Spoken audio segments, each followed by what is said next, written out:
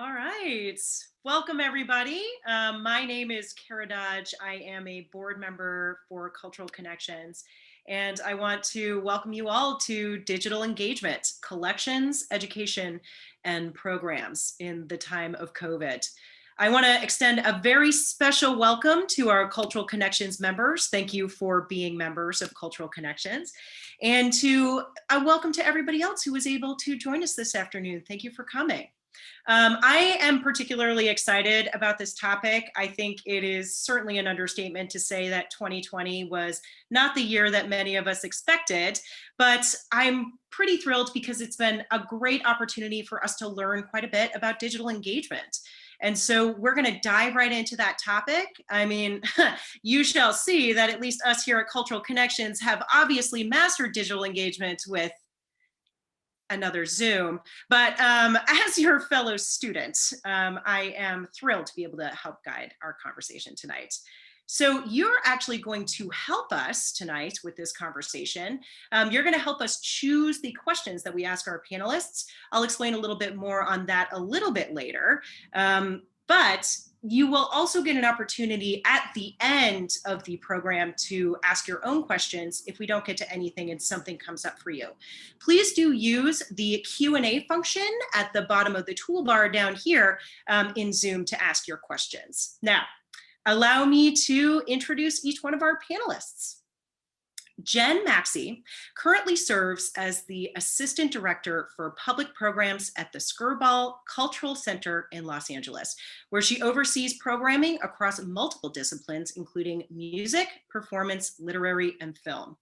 In her decade working in programs at the Skirball, Jen has held a leadership role in multiple inaugural projects, including the annual Puppet Festival, the expansion of a drop-in art studio, a summer lounge to augment museum exhibitions, and most recently, Skirball Stages, where we just had that lovely music, an online docu-concert series featuring local and international musicians.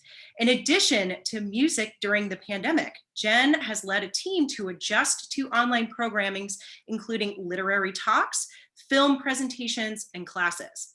Prior to Jen's tenure at the Skirball, she was a professional actor working in New York and LA and held a number of volunteer roles in her public school community, including a stint as PTA president. Jen lives in Santa Monica with her husband, Tim, 3 teenagers, and 2 dogs. Let's welcome Jen. Thank you for joining us. Well, thank you. I'm so happy to be here. Welcome. I mean, it's wonderful to see you guys all today, to see the panelists and to know the rest of you are there.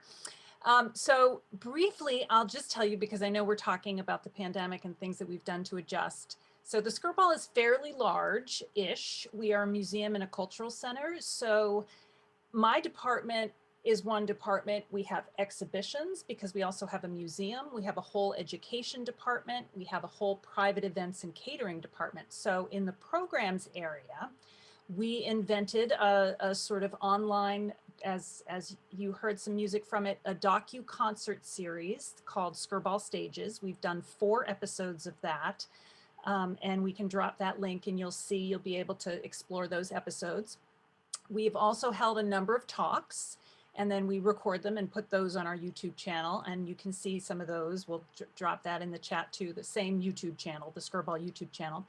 The school programs and Noah's Ark, which is our huge in-house exhibition at the Skirball, has done a wonderful job with creating a whole bundle of online curriculum, including little videos that tell stories, written curriculum. You know, it's all based on storytelling and the themes of Noah's Ark.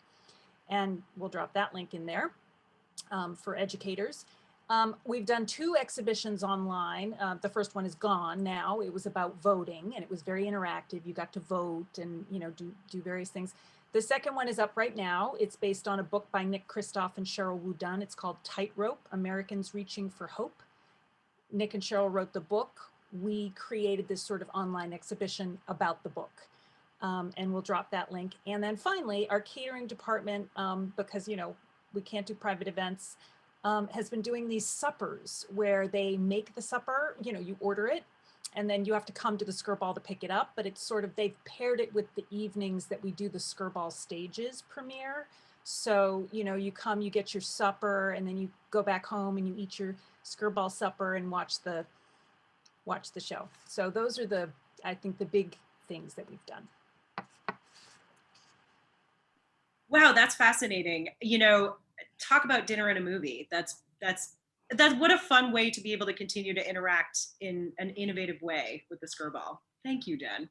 Um, Moving on, Dr. Joeletta Patrick is the director of the California STEM Engagement Office at Ames Research Center and Armstrong Flight Research Center.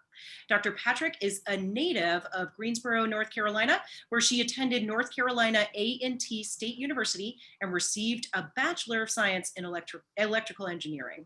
Upon graduation, she moved to Houston, where she began her career in the NASA industry.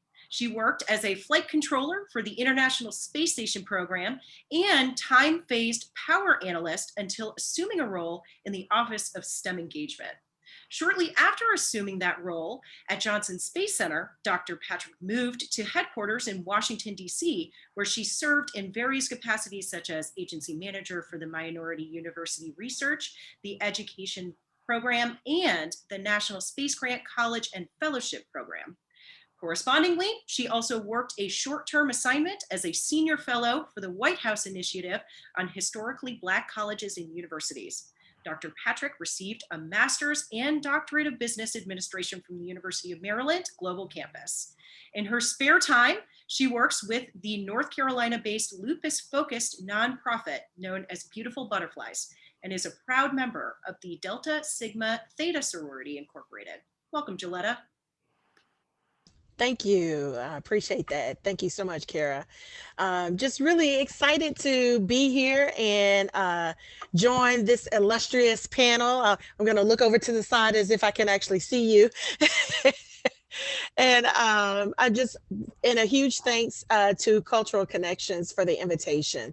So I just really want to say I appreciate that. And just really excited about our office. We're a new office. Just as you stated in the introduction, we're really in 2 locations in the NASA portfolio. So we've really been working to define and really describe what is that joint portfolio of our office as a region now. So we're going to drop some links in the chat for you as well to kind of talk about that. And first link is really to our overall website for the NASA STEM engagement. I actually really do love that link. You can really find material that's focused towards K through 4, 5 through 8, or 9 through 12, or however it's broken down, but it is very much age appropriate type information. We've worked really hard to do a shift in COVID to create what we call NASA at home, so that individuals would be able to participate and do activities literally from home, still engaging with NASA and the NASA community. The second link, I'm actually going to use that one, is for our specific program called Ames Exploration Encounter, which of course, I live in the land of acronyms. I'm NASA, so it's AEE. You'll hear me say that quite often, Ames Exploration Encounter. That pre-COVID was a field trip for students. We would normally do 2 classes a day. We have a facility, it's hands-on activities in physics, dealing with the International Space Station. We have a blow-up planetarium, and then some additional activities that are engaging with the students and with the educator. This is a free opportunity. It's a free field trip that we have had to pivot and learn to go virtual, and I'll talk more about that later. But I absolutely love that program, and I'll spend more time talking about that program as we go. But I would be remiss not to acknowledge that third link, which is our partnership with Texas State University to do our educator professional development collaboration. So we offer educator professional development credits, and which is the fantastic aspect of that partnership is that when educators are doing our programs, they get the official CEU credit from Texas State. But it's not just limited to educators. We do student engagement as well as parent engagement. We've been doing a lot of little micro credentialing with badges, and allowing the educators to kind of develop badges with the, for the students to be able to bring that back into the classroom.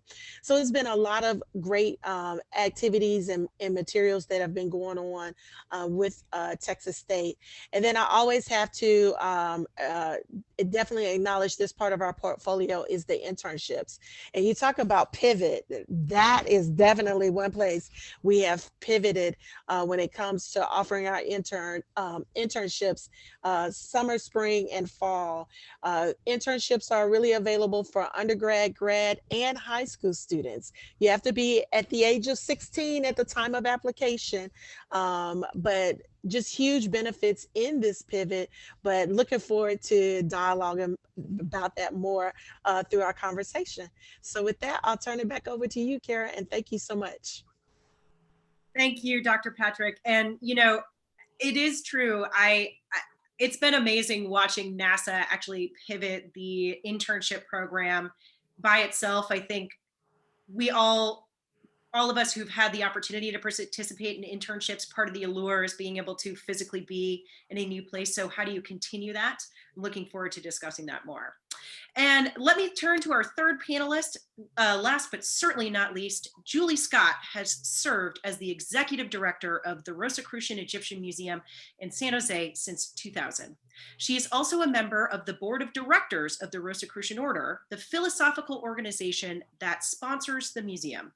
Julie directed the creation of the museum's new website. So I want everybody to take note, www.egyptianmuseum.org. The goal of this website was to create the go-to online resource for ancient Egypt, including 3D artifact models, 360-degree virtual tours, and interactive maps. Julie is also very committed to sustainable business practices. Thank you, Julie.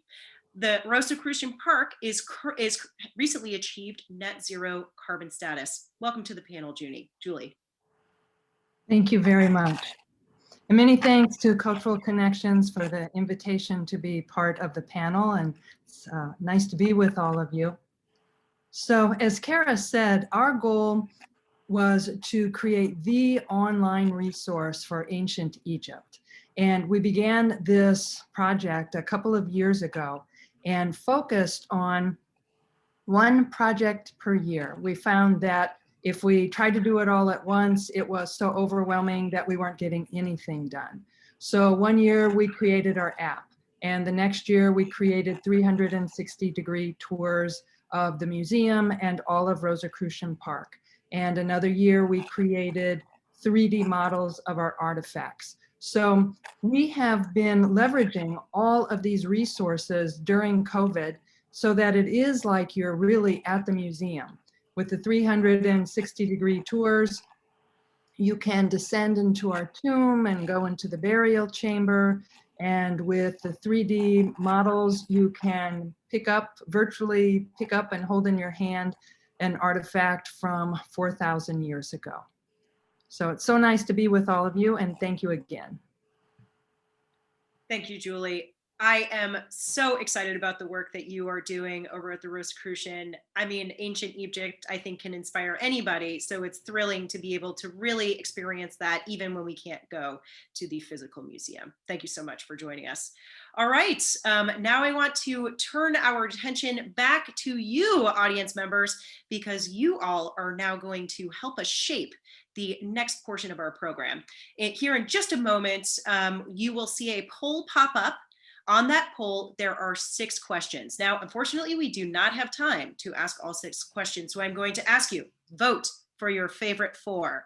We all know how important voting is. So again, we're going to give you 3 minutes or so with the poll. Please read through the questions. Whatever ones speak to you, please vote for them. Vote for 4 questions. And at the end, those are the questions that we're going to be asking our panelists. All right, I'm going to turn it over. We're going to turn the music back on, and we will see you on the other side of the polling. Thank you to everybody who shared your opinion with us tonight.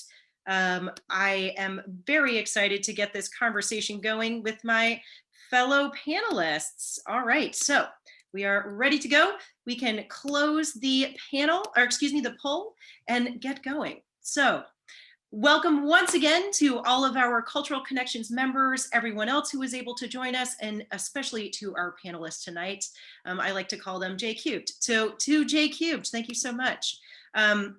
First question, again, at the very beginning of this conversation, we were talking about how 2020 was by no means the year I think that any of us expected. So did you feel prepared to go online? Did you have any pre-COVID online engagement products? Did they change once COVID hit? And what do you wish you had known at the beginning? Jen, I'd like to start with you. Thank you, Cara. We were not prepared at all. And I don't think my colleagues would be upset for me to hear me say that. We are a very sort of in-person, analog, touch it, feel it, sensory engagement type of a place. And we were also in the middle of a transition where our 80-year-old founder and CEO was stepping down July 1st. So he was on his way out. So we were not prepared at all. Very small IT department, not even really, so, I took some notes earlier when I was thinking about this question. So we barely even had any YouTube subscribers. So we all went to our houses in March and it was a lot of emergency meetings with, the IT guy, the one IT guy who was going to try to help the entire institution, get Teams on their laptops, get laptops to people who didn't have, we, for many, many weeks and maybe even months, we did have some people who didn't even have laptops. It was very, very challenging at first, just the administration of it. So I would say we were not ready. So I think that, now what we see is like, oh, okay, so these are things that we should have even when we're back in person, even when we're back, video conferencing makes sense. I think we've all sort of learned that, right? It's like, oh, actually, you don't all have to be there to be in the meeting. You can do it like this, and, we've learned some kind of efficiency things. And I think what we're still learning is digital marketing.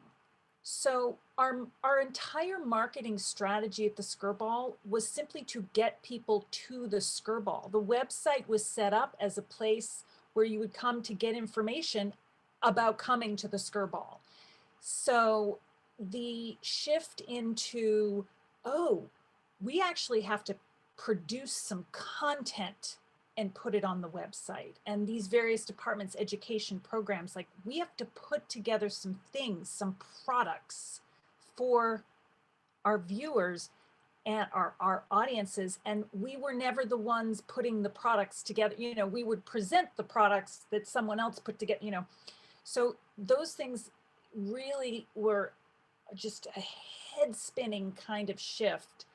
So I think, and the other thing was, it became really clear really quickly, like who was good at tech and who wasn't, right? So of course it was, the younger people on the staff were just like, oh, for goodness sake, you just have to download the app and then you do this, so there was a lot of like, we had, the Skirball has a wide range of ages. And because our founder, he's 80, a lot of the people who had started with him were, we've got a lot of much older people. So there was just a lot of that, a lot of like getting us all up to speed at the same time.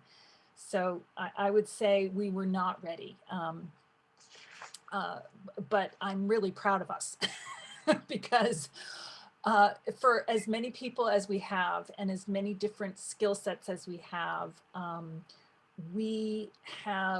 I think, done some really cool stuff. And so it just goes to show you that you can do it if, you know, you have enough people who are kind of like, we can do that. It felt like pushing a boulder uphill through quicksand for many, many weeks and months, you know, it was so hard to get things to happen. But now that they've happened, I think now we all feel like, oh, we can do some stuff that's different now. So that's what I would say. You know, I think it's so funny, especially because I think a lot of times we think to ourselves, oh yeah, you know, you just like make the content and then it just somehow exists online. It's interesting to me that, you know, this simple hurdle of getting everybody a laptop was a challenge that you had to tackle right there in the beginning. Yeah, and I see someone's asked about marketing. I mean, the marketing, we're still learning that, by the way. We do not have, for example, like a digital marketing team, right? We just have a marketing team. They make print pieces. They, you know, do ad buys for things that we're programs we're doing. They were not, their skill set was not in digital marketing. So they have all had to shift, but we're still learning. You know, YouTube has its own search engine, and I don't think we've cracked it. I mean, we haven't cracked it. So that's like one of my little like things right now is like, you know, we need the SEO specialist, you know, we need some specialists here to help us, because now we have some beautiful things, but like, how do you drive the traffic there? That's now the conversations that we're having. Yeah, you know, it is true. You really are sort of shifting gears very quickly into not only like how to present content, but what content. And in fact, I'd like to bring you in here, Julie, because you mentioned at the beginning during your introduction that over the past years you have taken on one project at a time, but many of those projects seem to be digitally focused. So let me switch gears just a little bit, point the conversation towards you. Did you feel prepared at the beginning of COVID? We felt that we were very fortunate to have prepared the resources that we did. We have one team member who is very insightful, and we were having meetings with our team, and we were researching different things on Egypt, and we'd say, oh, you know, you can find this about Egypt, but then you have to go a completely different place to find that subject. Wouldn't it be great to have it all in one place? And we then decided that we were going to be that one place, that one resource. And we explored, when we were researching, what is it we wish that we could have found? And this person who I mentioned was so insightful. She participated in a conference called Museums and the Web that occurs every year. And we agreed that we would go to Museums and the Web to find the one big project for that year. And that really, our productivity soared because we weren't only getting halfway done with a bunch of projects. We were completing one really big project. So we felt very, very fortunate that we were in the position that we were in to already have a lot of online resources in place before the pandemic. You know, it's funny that you mentioned Museums in the Web. Museums in the Web has been around for quite a long time. And I, you know, also just as another museum professional, have looked there many times for inspiration and guidance on trying to interact in this digital space. And I also think I just want to point out how efficient you all are at just picking one project. I wish that I too could be so disciplined to pick one project. So I think that's quite impressive. So let's pull away from Egypt and go out into space. I'm sorry, I've been waiting to tell that joke this whole night. So out of Egypt and up into space. Joeletta, can I bring you in here? Did you feel prepared pre-COVID? either in relation to internships, the AEE, or both? Yeah, that's a really good question. So the best way I could describe it is kind of like when you're watching that movie and that person's maybe out in the field and maybe they're in the garden looking or something. I don't know, but there's this big avalanche of something coming to them and you want to yell at them and say, run, run. And then they get overtaken. That would be us. That would be totally us. So the irony of it for us is that when I say unprepared, yeah, we were not prepared. Literally, I don't even know if you recall this, Kara.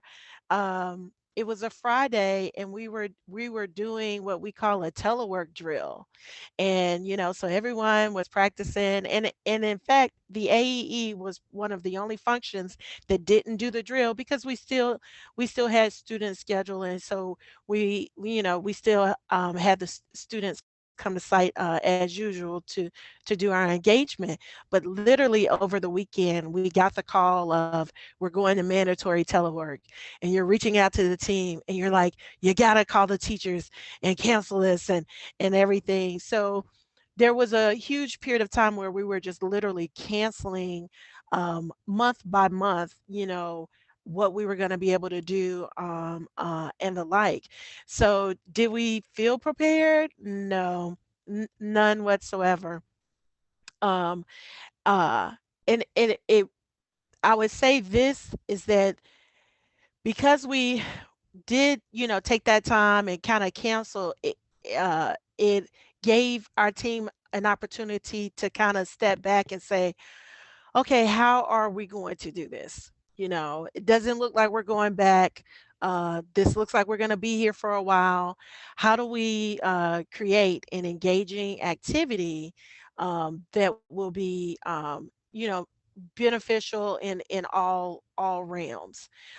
We didn't want to be, for lack of better terms, just bobbleheads on a show, on the screen, just one more person they have to listen to. We really wanted it to be engaging, so the team really had an opportunity to formulate that, do some research. What were the superintendents saying? What were the school systems saying? So we were able to map out a four-pronged approach, and we were just waiting to determine which one we were going to utilize. But just kind of, hindsight is 2020. If there's something I wish I would have known at that time in our formulation, to basically standing where we are now, I wish I knew how successful this is. Like, we would have been online a long time ago. It has been um, an amazing turnaround, and I'll definitely share a little bit more about that through some of the other questions. But I think I wish I knew how successful it was going to be. We would be in Egypt by now, you know. We would have been online already. But it really has been an amazing pivot. So, but thank you. Yeah, it's interesting to me. You mentioned, of course, only NASA would have four contingency plans instead of one. But so it's interesting to me that you were talking about how the staff took some time to really do some research. Julie mentioned that her staff member would take inspiration from museums and the web. And Jen, you mentioned that you had to sort of almost in an ethereal way, pull yourself out of your physical space and put yourself online. And so I'm just really curious, how do we go through was there an industry or an activity that you all took inspiration from? Were there any institutions that you looked to for examples? And Joeletta, I'm going to go back to you since you mentioned that your team apparently picked four. Yeah, a great question. So we not only picked four, but we picked up the phone and we made phone calls. One specific was to a Texas-based organization called High School Aerospace Scholars, because it was already functioning in a digital environment. It had an online platform and the like, but we really, you don't think about it, but we called the Smithsonian. We talked to individuals from the Smithsonian National Air and Space Museum, and we're like, what are you doing? And they helped us to identify what platform, really more so of how to pick your platform. Just really looking at making sure that we picked a student friendly platform. And then engaging with them really helped us to define our modules in the actual lesson. In person, we're a 2-hour activity spread with 3 to 4 different individuals, and the students are going to stations. How do you condense that down to 1 hour? Because you can't go past that with a student class, so really talking to the museum helped us to identify, you know, how were we going to, utilize our presentation, and what were going to be those different modules and transitions and the like, to ensure that it was engaging. So definitely took some time to do some research in that area of how to do that. Yeah, and just out of curiosity, just sort of diving in there a little bit deeper, do you think that the educational experience is much different in the online realm than in the actual realm? And actually, since I am sort of asking a question slightly out of turn, I do want to remind our audience that if you are interested in asking panelists questions, please feel free to stick questions down in the chat. But Joeletta, timing, same, different? It is very different.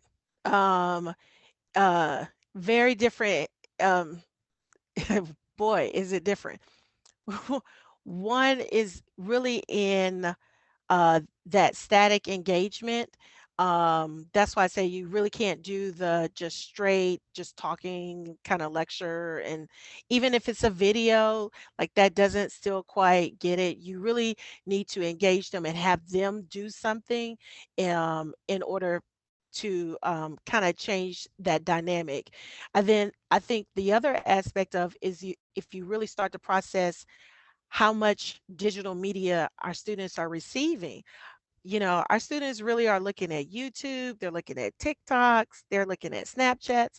So we're talking about 30-second bites, So this aspect of sitting in front of the computer is not foreign, but sitting and learning and not being entertained, that is the challenge. How do I capture you for an hour in this? I almost want to create a new word. Is it like learnertaining? You have to be learning, but you still have to be somewhat entertaining to engage them. So there are some differences, and I will make note of this. Some of the best feedback that we've gotten from educators is the fact that we are engaging, that they've done other virtual engagements with their students in their classes, but it hasn't met the mark like ours did. So there really is a difference in ensuring that you're creating an engagement program for students in this virtual environment. Yeah. And I see a lot of folks in the chat, edutainment. Yes. Yes, it is. It is a challenging world. Let me bring us back over to Julie. I'd be curious if you could help. You mentioned museums and the web, but did your institution look at any other industries or any other areas or activities that inspired you as you guys went online? Some of the other museums that inspired us are the Louvre and the Oriental Institute in Chicago and the Metropolitan Museum in New York. So it's interesting because after we created our website, we at the next Museum in the Web conference, we were invited to present our website at a web crit, where digital experts from museums around the world give a critique of, I think they did 6 different museums. And so we had the people who were doing the web crit for us were from the Field Museum in Chicago and the Louvre. And so they provided feedback from their extensive professional experience. And when we were done receiving the feedback, we shared that our goal was to be the online resource for ancient Egypt. And 3 of the panelists said that they had saved our site as their go-to resource. So we hadn't even said this at the beginning, but at the end of the web crit, when they told us that, it just was so satisfying. And just choose the best of the best and imitate what they're doing. And then we have a very creative team as well. That's incredible. And what kudos, snaps to your team to be the website. I mean, and I think I'd be curious if you could share a little bit more about like any sort of specific critiques that you got from this web crit. And did you take those back and sort of kind of rearrange the pieces a little bit? And again, thinking about the time we're in now, do you think that you sort of set yourself up for success for right now? Yes, and it's interesting because we could see they did the web crit of 6 different museum websites. And we saw one group, they were just so passionate about their website. You could tell that the critique wasn't sinking in. They were so proud of it that they wanted what they presented to be the final result, their final product. And we were very aware of the resources that were available to us, the judges having so much more experience with much bigger budgets. And so they were like, just a friendly, hey, if you did this, we implemented everything. And it improved the website even after it was so warmly received at the web crit. That's amazing. Jen, can I pull you into the conversation now? As you guys were transitioning from in-person, especially an institution that relied so very heavily on in-person experiences, where did you take inspiration from? Well, I think it depended on what your particular work was. I know that my colleagues in education were doing a lot of very outreach. They were surveying and calling and checking in with teachers. They had several convenings where they brought teachers together to kind of try to understand what teachers needed, what they wanted. So they did their work that way by kind of outreach. I started to attend very early on, every week, multiple kind of consortium meetings. One of them was the North American Presenters, and these are folks from all over the world that run festivals and a lot of large venues, performance venues. I was attending the National Performance Network meetings. I was attending the Cal Presenters, which is all just California, but those are also, performing arts presenters. And at first it was just a lot of moral support and a lot of deer in headlights, how do you present, we're talking about music and theater and everything's shut down. And then, it became okay, well, what's the best live streaming platforms? What works best for live streaming? I should say we have not done live streaming. We've recorded ahead of time, edited, and then pushed out on YouTube Premiere.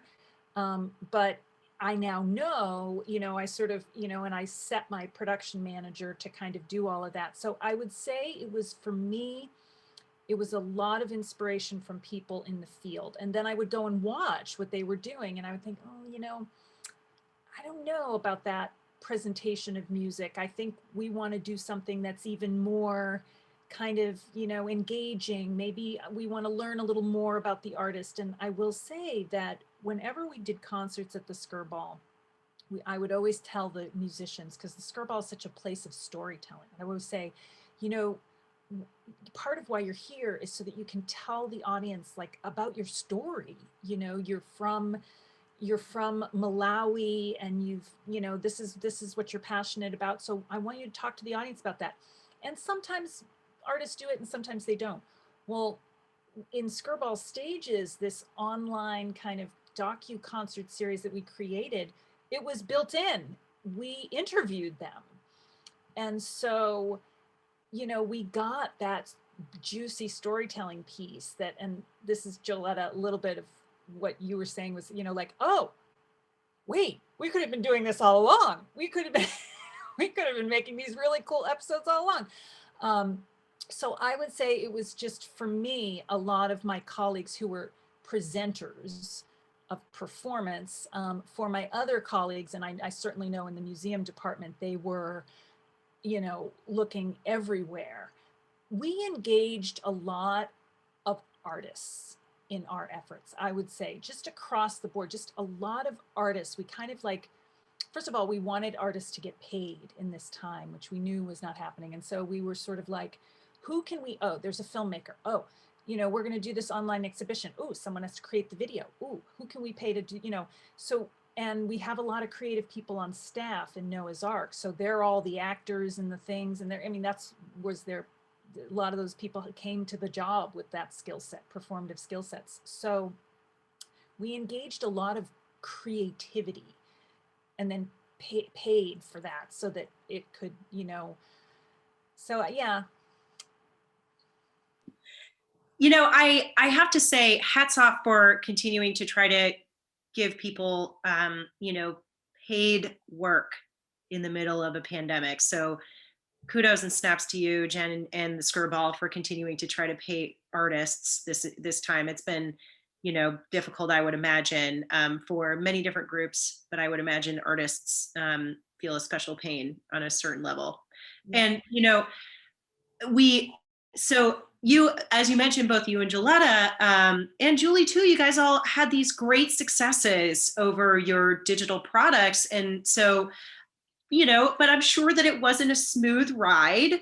And so let's talk a little bit about successes and also failures. So, well, maybe not failures, but how about surprises? So what's one success and one surprise? And Julie, if it's all right, I'd like to start with you. What is one success and one surprise that you saw in your organization as you went virtual? One surprise was when we decided to create 3D models of our artifacts. It was presented as you just get a camera and you take thousands of photos and it's a really easy thing and anybody can do it. And one of our staff members, he committed to learning how to do this, and he spent a lot of time on it and was successful.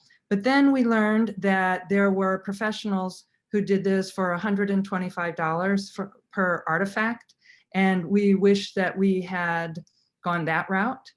And that's when we were able to produce so many more of the 3D models. And a success was we started having Zoom teleconferences about 5 years ago on every Wednesday. And it created a community. There were between 60 and 70 participants every Wednesday. And when the pandemic started, we just invited everybody to participate in those Wednesday teleconferences. And I presented one yesterday on ancient Egyptian spirituality, and we had over 500 participants. So this community is growing. And we've really focused on 3 areas during the pandemic. It's so important for people to connect with their community.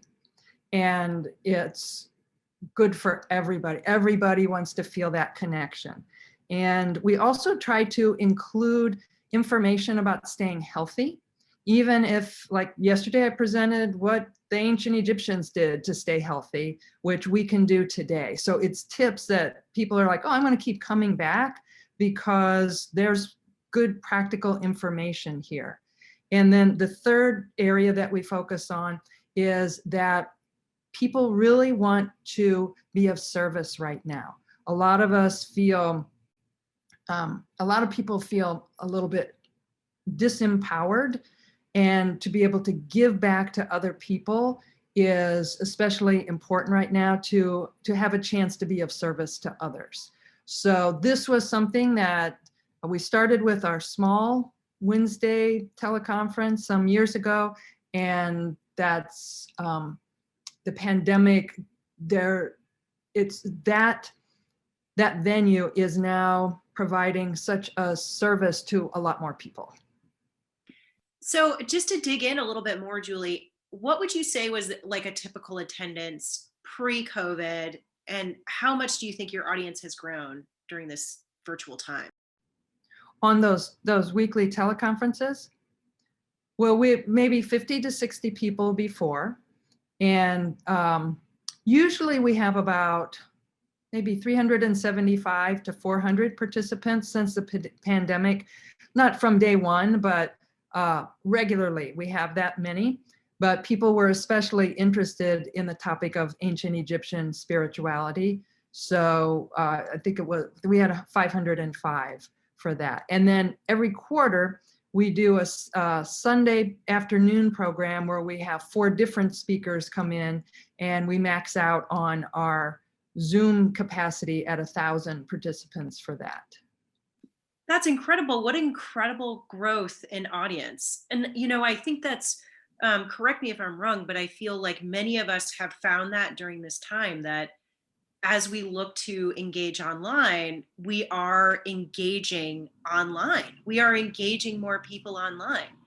And so let me turn it over to Joeletta now. Joeletta, tell me a little bit, what is one success, one surprise for you with AEE and internships? What about you? Yeah, so I think the surprise also is the volume, is the numbers. For AE, we were in person. We would really do maybe 2 classes a session, and our class size is still about the same. It's about 30 students each class, but on an average week, we would do maybe about 115 to 150 students a week.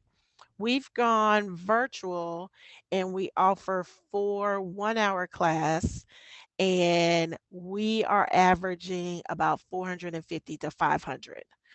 And with that, we've kind of even still been pushing the limits on that, is that we've been offering like what we call double slots. So say there's a 9:30 slot, we'll offer 2 9:30s, which allows us to actually do 8 classes a day. So we really are about 1,000 students a week. That's a lot of students. So just really amazing in that regard. Internships, same thing.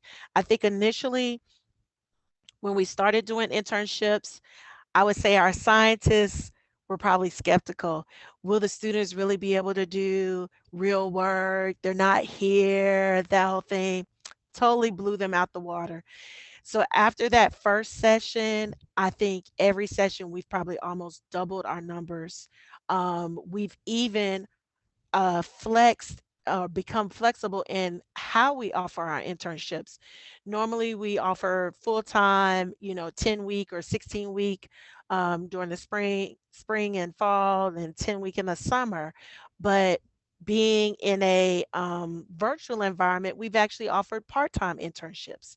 So the student is actually still able to go to school and then do this internship with a NASA scientist. So, just the pure volume alone has been like the biggest surprise. I would say a huge success for AEE, which is Ames Exploration Encounter, which now is this virtual field trip, normally would in person would only be 4th to 6th grade. And we really kind of doing that research again and discussion, we were like, hey, everybody's at home. You let's open that up. And so we open it up to 1st to 6th grade. That we have found has been a huge success. We really get a huge number of first, second, third grade classes that we weren't necessarily initially tapping into in our in-person format. So that opening and extending that age range has been a huge success for the program. But I still go back to that surprise. You could not have told me in March, Joeletta, you're going to do AEE and you're going to reach 1,000 students within a week. And I'm like, we not working that hard. How we going to do that? But it has been amazing. And, you know, it's, it's really paid off. I'll say this real quick. I see the quick question in the chat about the platform. We're actually just using Microsoft Teams. We found that was we explored Adobe Connect, we explored WebEx. Being a government entity, we have issues with Zoom, so we're not able to use it in the capacity that everybody else can use it. So we found that Microsoft Teams was the most user friendly, and it extended us to being national. So you find some classes are doing Google Class. There really are some classes out there that are using Microsoft Teams. So it's not foreign to the students. So that has been our platform that we've been using. But yeah, that was our biggest surprise. You know, and I think Lou here in the chat is actually just trying to set me up for the next question, because I want to talk a little bit about tools. So we're going to switch to tools, but before we dive into that topic, I want to remind all of our attendees we will have a little bit of time at the end of our discussion tonight for you to ask questions. So I apologize, I misspoke earlier, but if you are interested in asking a question of the panelists, please put it into the Q&A. So apologies, please don't, it might get buried in the chat. So we'd love to be able to answer any questions that you have of our panelists. Please go ahead and program them into the Q&A. And we will get to as many as we can at the end of the program. Before we get there, though, I do, again, one of the trickiest things I think about moving online, I'm sure all of my co-panelists up here can attest, is tools and platforms. So let's talk a little bit there. What are the specific programs and tools that you have used to create your online content?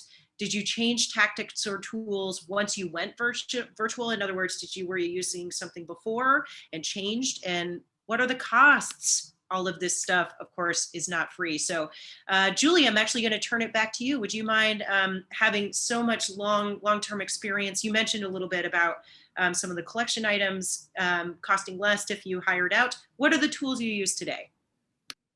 For our 3D models, we use Sketchfab, and it's a very simple process to upload the files once you have them. And the 360 degrees, I don't know the details. We had professionals who did the back end part, so I don't know the name of the program. But I do want to, just to point out again, I think it's really fascinating that the Rosicrucian has not only been supporting 3D objects, but also 360 dimensional tours. And curiosity of my own, are these 360-degree virtual tours, are they just hosted on your website, or are they hosted also on YouTube? I've seen some 360 on YouTube, just sort of curious, just on the EgyptianMuseum.org. And on YouTube. Awesome. Yeah. And so, okay. So then moving to you, Jen, what tools did you guys quickly pick up to move to COVID? Did you change tactics? Did everybody end up with a laptop? Yes, everybody ended up with a laptop who needed a laptop for sure. I mean, you know, we bumped around with, WebEx and Teams and ended on Zoom for our public programs that we were doing, although internally we use Teams. So, we use Zoom for any talking type of situation. We activated our YouTube channel and then did some kind of investigating on did we want to go live? And I said before, there were many discussions about the live situation, which we will be doing. We're going to open a Star Trek exhibition in the spring. So Joeletta, I'm going to come talk to you because we want to talk about scientists. Anyway, we're going to try to do a live stream from the opening of the Star Trek exhibition. So that will be our first time actually doing that. But we will hire a guy who we know here in LA, who that's what he does. He's going to bring in the camera people. He's going to push it out to all our platforms. Because frankly, we just have a very small team and we're trying to kind of like manage the talent and the event itself. So we will be hiring out for that. So, Zoom. And then for Skirball Stages, we sourced out a local filmmaker who had shot music before, who had a great sensibility for what we were doing. We priced out there's quite a number of people in LA doing this type of thing.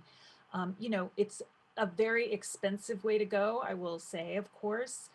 It is to bring in, these concerts, the last concert we shot, was 5 cameras.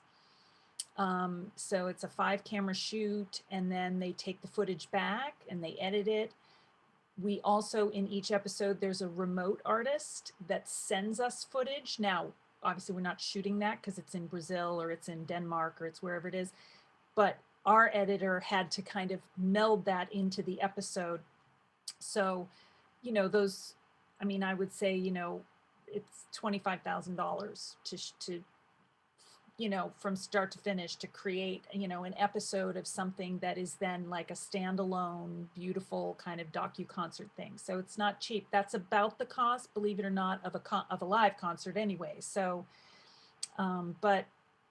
so that, the tools really are just kind of finding the people who do the things, and employing those people. But tech-wise, I have my production manager is the person who has made the biggest shift into learning. Like, for example, we interviewed Ai Weiwei, the artist Ai Weiwei. We have an Ai Weiwei exhibition that we're trying to open that's, anyway. So we arranged a conversation with Ai Weiwei and our curator, and he quickly said, I don't do Zoom. Because it's a Chinese-owned company. And so we said, oh, okay. So my production manager researched, and we wanted it to look really nice. And so he found StreamYard, which is actually a live streaming platform. And we did StreamYard. But what we learned afterwards was that was maybe not the best platform because we recorded it. And StreamYard isn't the best for sound. It's really best for live streaming. So, we've made some mistakes. Like maybe we should have just used Teams for that. It wouldn't have looked as pretty because StreamYard has a beautiful kind of visual that you can manipulate. But the sound would have been easier to, in the back end, edit. So things like that we're definitely still learning. It's interesting. I saw in the chat earlier, somebody had actually mentioned StreamYard. So it's interesting that you bring it up. This was a while ago in the chat. So actually, thank you, Jen, for sharing a little bit. I just want to dig in a little bit on that number piece. So you mentioned, at least so for Skirball Stages, typically you're kind of working around with typically the same budget, it sounds like. Is that right? So, let me bring it back over to Julie just for a second. Apologies, I want to actually ask you the tough question of the dollars and cents. As far as these projects go, can you give us a little bit of understanding on how much you're spending either per tour? You mentioned per object already, but per tour, how much are those costing the museum? What do you mean by tour? By tour? Oh, I apologize. The 360-degree virtual tours. Oh, okay. Those, we spent about $2,000 per area that was created into a 360-degree tour. And then ultimately, how many did you end up producing for your online experience? We have 7 altogether. Awesome. Wow. Okay. So do you think, this is a question for both Jen and Julie. I promised Joeletta I am coming back to you very quickly, but I'm just sort of curious if you guys, either one of you, are planning on sort of expanding on these products either right now. Jen, I would imagine, I'm sure you're producing new products coming up here, but Julie, are you going to be producing some new tours coming up soon? Yes, we have some tours planned, and also what is attracting the most interest is the presentations that we give. So we're doing them every single week, and really researching what our participants are most interested in. That will be a big part of the focus. Awesome. Let me turn it over to Joeletta now. Share with us a little bit, Joeletta, what tools, programs are you using? You mentioned some. Will you dive in a little bit more? And if you can you give us some costs? Sure. So, we really have been using what I would call like enterprise tools for us. We are the government. So, when you get to cost, I can automatically go ahead and say that there's not any. We utilize either things that did not have a cost, like YouTube or the like, or just things that the agency normally uses, like PowerPoint, or like I said, Microsoft Team is our agency enterprise solution, and the like. But I will make note of this, especially in the vein of YouTube videos. So we definitely use the static YouTube videos, but we have created a live YouTube, um, uh, not stream, but we do live YouTubes. That's what I'm saying. It's called NASA STEM Stars. So hopefully we can drop that in the chat. We do it every Wednesday, and what we found in the virtual environment is that the thing that people really were looking for from us were SMEs. They wanted somebody to talk to their students, or be able to share about their career. So we just automatically started putting them out. So every Wednesday, we've been, doing NASA STEM Stars, where it's a YouTube, it's a web chat, it's a YouTube live stream, web chat, so you can ask questions real time, and they'll address your questions real time. And it's been really good. We definitely try to institute cultural relevance by offering some of those STEM stars in Spanish. So it's really been a really good effort. But as far as tools, PowerPoint, Microsoft Teams, but I would make note there are a lot of tools out there that we are looking at. And even I would just kind of throw this one out. This is more of a social one. We're going to try this with my team, not with the students, but with the team. It's called Wonder Me.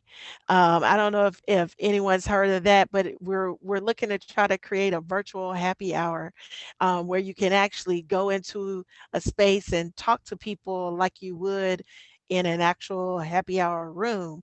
So we're testing that out. But in the engagement with the students, we really have looked at, and this would only be the place of cost, would be getting an administrative account for Cahoots, or either Nearpod, so that we can kind of use those things that the students are using, in school somewhat, so that this isn't too far from the type of engagement that they're already receiving. But that would be where we are as far as our tools for now. Wow. This is sort of amazing. I think, as I mentioned, I am your fellow student here with all of our attendees. Thank you again to the attendees for joining us this evening. We're going to move a little in just a couple minutes here to some audience questions. But before we do, I just wanted to say, I confess I am actually a little bit surprised. I think I expected digital engagement to be a bigger hurdle. And so it's kind of reassuring to know that we're using, the three of you are using things that we've all heard of before, Microsoft Teams or Zoom, or using YouTube platforms, creating content that we have heard of before, like, videos, docu concerts. But it's just, I'm getting the sense that a lot of it is just fearless dedication, just understanding that this is a challenge. It's a challenge that you need to overcome. Look at what you have available and just, start working the translation. If you don't get it the first time, that's okay. You can continue to work the translation into the future. I appreciate you sharing what you've shared with us so far. But so our audience does have some questions. We have quite a bit of time, but we have quite a few questions. So I'm going to try to get to as many as we can. Please feel free to continue asking questions. Folks out there, we'll ask as many as we can. All right, so Nancy Donald asks us, we are a very small historic house museum and study center. What are your funding suggestions? What's worked for you? Jen, actually, can I start with you? Oh gosh, okay. Well, I am not in the development department at the Skirball. I do know because we just had a big town hall today where our new CEO put up she put up the whole thing, the budget, the whole thing. We have continued to benefit from the supporters who supported the Skirball. And I think anytime we have done anything like a Skirball Stages episode, a talk, anything, and we've never been like really aggressive about asking for money, but in this atmosphere, I think every program has come kind of attached with that messaging of like, because I should mention these are all free. I mean, that was one of the lessons for us is like, at least for now, we're not monetizing any of these programs. And so very hard to monetize. We're going to try a film. We're going to $10 for a film next month will be our first time monetizing, except for classes, adult classes people pay for, but the programs. So I would say in terms of funding, for a nonprofit, any opportunity that you can give somebody something, here's a concert, here's a talk, here's a little thing that we're doing for you, our beloved audiences. Julie, I love your talks that you're doing. I want to go to spirituality and Egyptian. That sounds amazing. But so I think when those things have come up, our advancement department has been very good about keeping up with people who really would like to support us. I mean, look, everybody knows it's devastating. Nobody's paying admission. So that's the only thing I can say to that end, because we have, like I said, we have not really monetized anything so far, except for adult classes. It's interesting that you say monetizing. Even this program is a pay what you can. That's what Cultural Connections moved into. We moved into a pay what you can model with that exact same thing in mind. It's this, we appreciate that. We'd much rather share the content. And if people can support us with their dollars, great. If they can't, still get the content. Julie, let me turn it to you. Any suggestions as far as funding from your end? Yes, a few things. For the person who wrote the question, it may be helpful to try a matching grant. And, you have somebody, if you can find anybody, whatever amount it is, who will donate $1,000 if it's matched.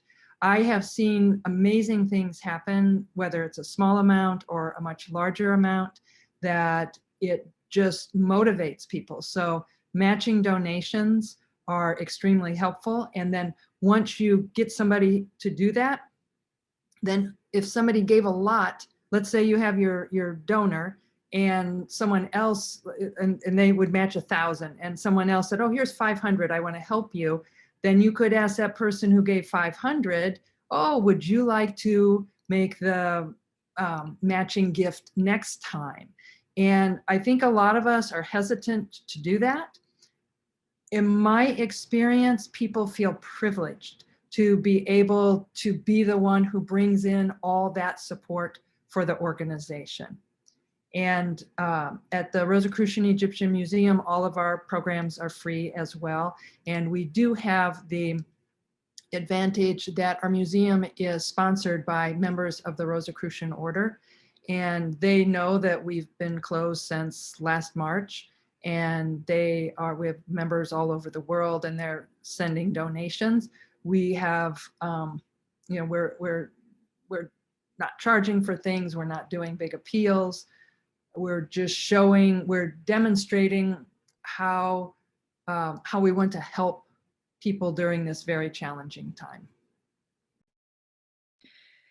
Yeah. Yeah. Again, I was just thinking about the fact that my Wednesdays, at least into the future until the Ai Weiwei piece comes out, my Wednesdays are stacked. It looks like I have some things to do on Wednesday afternoons and evenings. So I'm pretty psyched about that. But actually, let me move it over to Joeletta. Do you have any advice, especially from government standpoint, any advice on funding? Yeah, so I'm gonna actually kind of throw on two hats here. So the first hat is my government hat.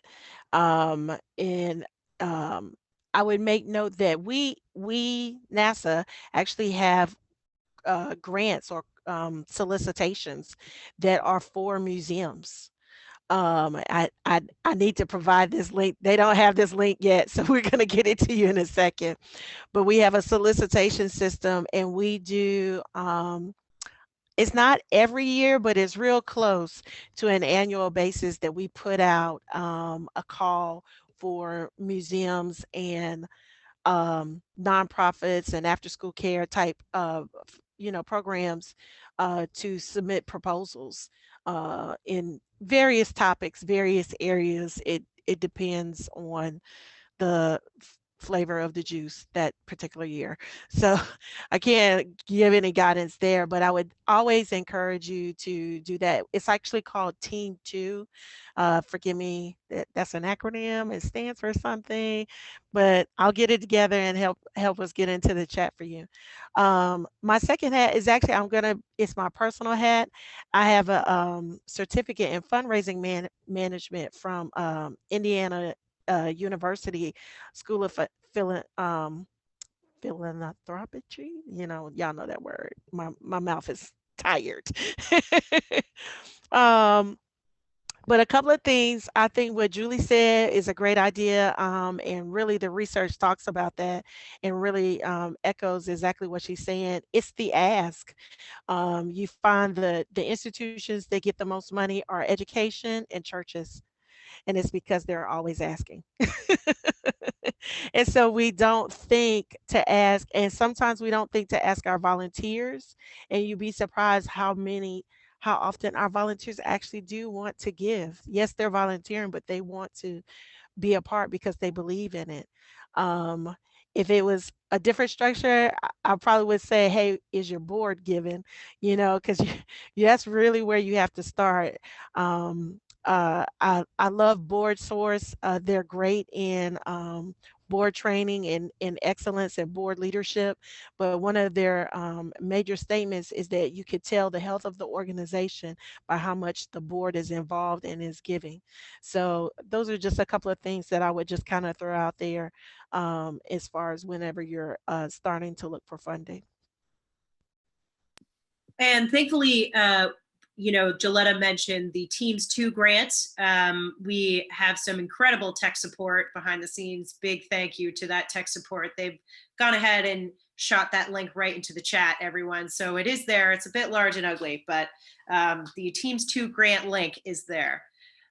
So one thing that we mentioned as we were talking earlier is we were discussing that you all have enjoyed a huge increase in audience engagement for these programs. I would imagine that these are not your typical local members, I would imagine, or typical attendees. I would imagine these are further away perhaps, or of a different demographic than you would typically engage. So, Julie, I think I'll start with you on this audience question. How did you outreach to get all of these new people interested in your programming?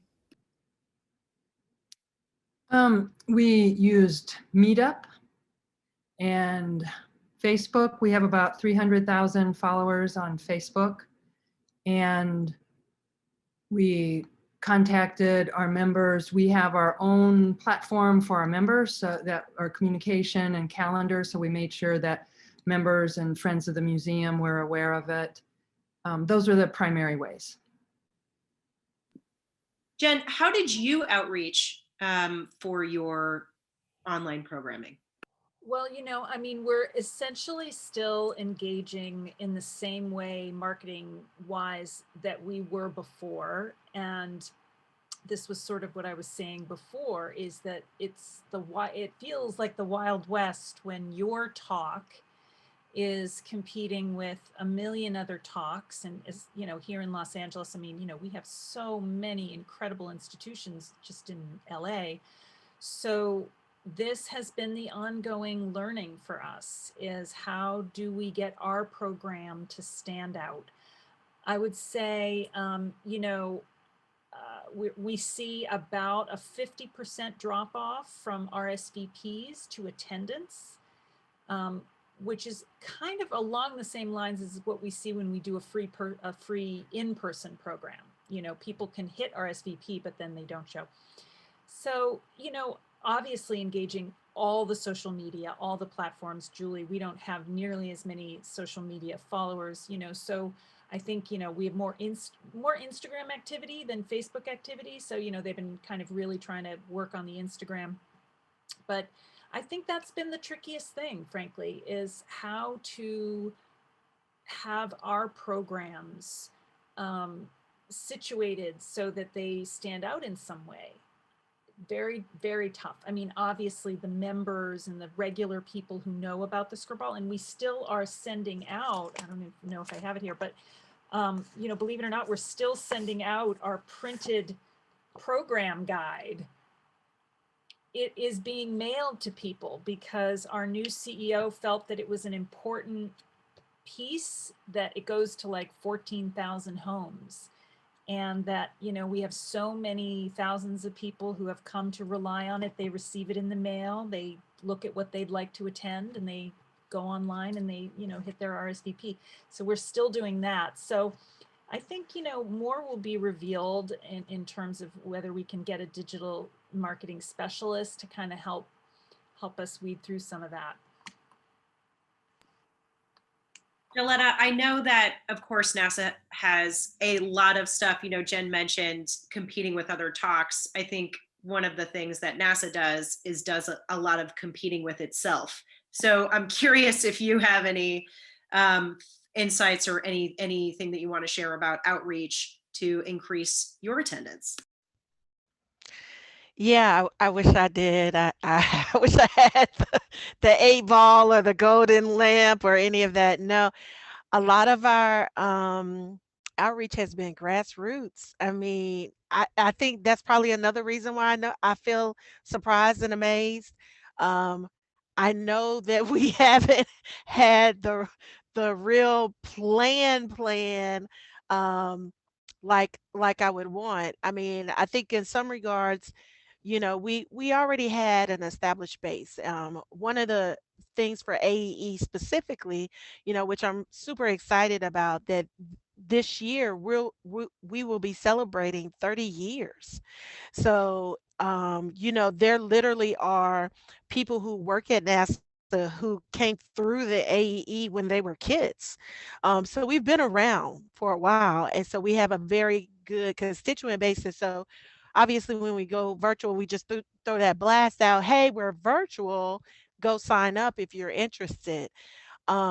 The additional individuals, I mean, we've serviced classes in Mexico. We've had this huge kind of spot of service in New Mexico. I honestly, other than grassroots and word of mouth, it's hard to say like what has been that, golden egg as far as that type of thing. But I think I'm with Jen is that we need to really look at our digital marketing, and how do we get that out, and how do we share that information. And then the thing for us is that we're reaching nationally, but we exist in Pacific time. So when the class that's on the East Coast and they want to participate, it gets, it's just really interesting. So, but yeah, I don't have a golden egg there. We were very grassroots, and somehow it has been absolutely effective. As a mentor has said to me in the past, it sounds like we are all enjoying a little bit of an embarrassment of riches. So I want to congratulate all three of you on some successful programming. We are nearing the end of our time tonight. I hope it's okay with my panelists. I would like to ask you one more question before the end.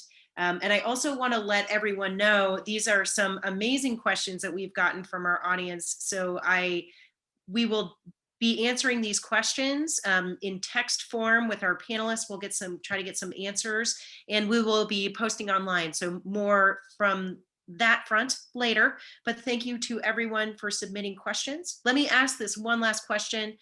Since Jen, you started to answer this question, I'm going to start with you, but tell me a little bit about hiring. So did you hire more digital content creators, or did you rely mainly on in-house talent? Please. We relied mainly on in-house talent. The only people that we hired was the film crew to shoot the concerts, really. So we had to sort of look around at the skill set of people on the team, and then other education was doing the same thing.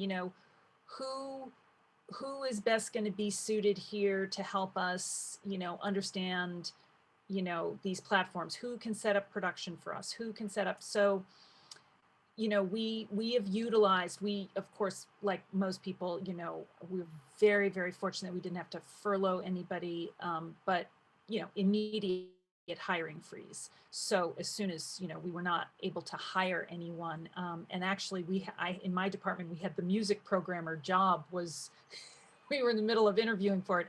So I'm the assistant director of the program, and so I became the music programmer because there wasn't, so everybody sort of had to do a little bit of that. Like, okay, what's our focus? What do we want to try to achieve? So yeah, mostly just utilizing the in-house talent. Julie, you mentioned that you had an incredibly forward-thinking staff member, but beyond that staff member, have you been relying mainly on in-house talent or hiring out? For areas that require expertise, we're hiring out.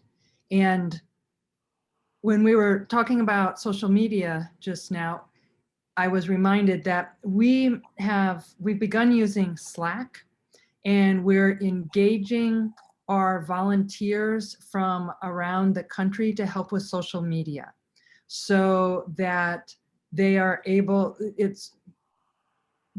do so much more than our one person who was handling social media. So now she has a team of volunteers who are just thrilled to be able to contribute. And it was a big investment to get Slack for our organization. And it's been so much more effective than email. And we've really taken advantage of Slack for communication. That's awesome. A big Slack fan over here. I love Slack. So it's nice to hear that, hear folks in the museum industry using it professionally. All right, Joeletta, over to you. Typically relying on in-house talent, or are you hiring out? So I would say we're getting to the point of both, but I think initially with that pivot, it really was about, hey, this is the in-house talent. How do we train the staff? How do we get them, acclimated? Again, we had that break in order to, take some time and slow that process down so that we could be a little bit more deliberate in that regard. We are getting to the point now that we're looking to add some additional staff, and it is in the arena of communications. How do we communicate what we're doing, how to, just all of those type of things in that regard. But uh, for a large part of this, it has been utilizing the same staff. So thanks. And thank you, Joeletta, Julie, Jen. Thank you very, very much for your time this evening. I'm sure I speak for everyone here when I say that this has been an incredible conversation. I greatly appreciate all of your time tonight. We are out of time. As I mentioned, we will try to get some answers from our panelists for the rest of these excellent questions that we've gotten from the audience. I greatly appreciate all of your participation, audience. And just before we close, I'd like to point out that Cultural Connections will be hosting our next program on Thursday, February 18th at 5:30 p.m. That program is called Beyond #Blackout Tuesday, continuing DEAI work. I think that's going to be an excellent, excellent conversation in light of all of things that have been happening around our world. Again, thank you so much for joining us tonight with Cultural Connections and Digital Engagement Programs, Education, and Collections in the time of COVID. I will sign off now and hope you have a wonderful rest of your evening. Thank you. Thank you.